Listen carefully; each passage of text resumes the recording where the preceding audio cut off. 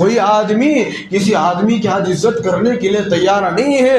کوئی غریب جب ہوتا ہے، جب اس کے پاس کچھ نہیں ہوتا، کوئی آدمی اس کی عزت نہیں کرتا، اس کا ادب اور احترام نہیں کرتا. اور آگے بڑھیے بزرگان محترم، جس آدمی کو اللہ پاک مال و دولت دیتے ہیں، دولت مند بتاتے ہیں، صاحب وسعت بناتے ہیں، اللہ پاک جب اس کو مال و دولتوں سے نوازتے ہیں، وہ آدمی کسی کی عزت نہیں کرتا.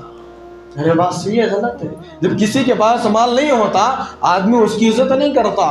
جب اللہ پاک کسی کو نوازتے ہیں، وہ آدمی کسی کی عزت نہیں کرتا. جب مالدار کو مال دیا جاتا ہے بزرگان محترم، اس کو زمین نظر نہیں آتی، اس کو ماں باپ نظر نہیں آتے، اس کو غریب نظر نہیں آتے، اس کو غریب رشتہ دار نظر نہیں آتے. آج بھی اکثر خاندانوں کے اندر ایسے لوگ موجود ہیں جن کو رمضان المبارک میں سحری کے لیے کچھ رقم کی ضرورت پڑتی ہے، افطاری کھولنے کے لیے، فروٹ کے لیے ان کے پاس اتنی رقم نہیں ہوتی کہ وہ رقم سے کچھ فروٹ خرید کر کے وہ افطاری کھول سکے. کتنے بیوہ ہمارے خاندانوں کے اندر موجود ہیں، کبھی ہم نے اس کو تلاش نہیں کیا. کتنے یتیم ہمارے خاندانوں کے اندر ہوتے ہیں، کبھی ہم نے ان یتیموں کو نہیں پوچھا، کبھی ہم نے ان یتیموں کے گھروں کو جا کر ان کے گھر کی کیفیت کو کبھی ہم نے تحقیق نہیں کیا کہ تمہارے گھر کے اندر کیا راشن کی ضرورت ہے، تمہارے گھر کے اندر کون سی چیز کی ضرورت ہے، تمہارے گھر کے اندر کون کون سے اشیاء کی ضرورت ہے. آپ ہمیں بتائیے، اس لیے کہ آپ کے گھر کے جو ذمہ دار ہوتے ہیں، یعنی شوہر ہوتے ہیں، وہ دنیا سے چل بسے ہیں. اگر آپ کو کسی چیز کی ضرورت ہے، آپ ہمیں بتائیے، ہم لا کر آپ کو پہنچائیں گے. آج اس طرح خاندانوں کے اندر کون تلاش کر رہا ہے؟ مجھے بتائیے.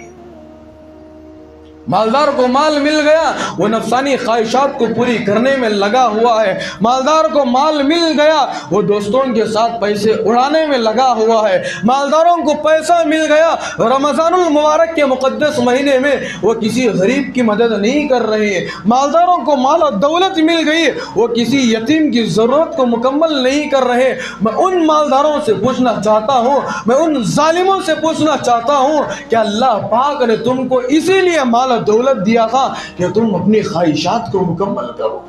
کیا اللہ پاک نے تم کو مال و دولت اسی لیے دے رکھا تھا کہ تاکہ تم رمضان المبارک میں روزہ کھولنے کے بعد تم اپنے دوست اور احباب کو ایک جماعت کی شکل میں، ایک ٹیم کی شکل میں بنا کر تم حلیم کھلانے کے لیے دوست و احباب کو لے کر جا رہے ہو، بھائیوں کو لے کر جا رہے ہو، بہنوں کو لے کر جا رہے ہو، بے پردگی کے ساتھ گھوم رہے ہو؟ کہ اللہ پاک نے تم کو مال و دولت اسی لیے دیا تھا کہ تم رمضان المبارک کے مہینے میں اپنے گھروں کی عورتوں کو لے کر بے پردگی کے ساتھ جا کر بازاروں میں کھڑے ہو کر تم حلیم کھا رہے ہو. کیا تم کو اس بات کی شرم نہیں آ رہی ہے؟ کیا تم اس بات کو احساس تمہارے دلوں کے اندر نہیں ہے کہ اللہ پاک نے ہم کو مال و دولت دیا ہے کہ اس مال کے اندر یہ غریب کا بھی حصہ ہے، اس مال کے اندر یتیم کا بھی حصہ ہے، اس مال کے اندر کسی بیوہ کا بھی حصہ ہے، اس مال کے اندر مسجد کا بھی حصہ ہے، اس مال کے اندر مدرسے کا بھی حصہ ہے،